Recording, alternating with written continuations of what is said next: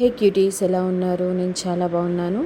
ఎయిర్పోర్ట్కి ఎందుకు వచ్చాను, ఏంటి విషయము అని మీకు డౌట్ ఉండొచ్చు. ఎయిర్పోర్ట్కి నాకు బాగా క్లోజ్ అనమాట.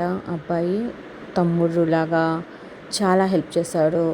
వాళ్ళు వచ్చి 6 months కూడా కాలేదు మా దగ్గరికి, కానీ చాలా క్లోజ్ అయిపోయాడు తేజు. సో వాళ్ళ ఫ్రెండ్స్ కూడా, వాళ్ళ ఫ్యామిలీ మెంబర్స్ కూడా చాలామంది వచ్చారు తనని సెండ్ ఆఫ్ చేయడానికి. అందులో నేను ఒక్కదాన్ని వెళ్తుంటే లిటిల్ బిట్ నాకు సొంత తమ్ముడు వెళ్తున్నాడు అంత దూరము చాలా హార్ట్ టచ్గా అనిపించింది. తనకు తగ్గట్టు తన ఫ్రెండ్ చాలా ఏడ్చిందనమాట. అస్సలు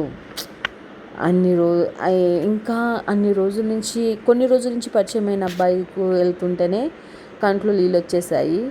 అలాంటిది వాళ్ళ చాలా ఇయర్స్ నుంచి ఫ్రెండ్స్ వాళ్ళు చాలామంది ఏడ్చారు.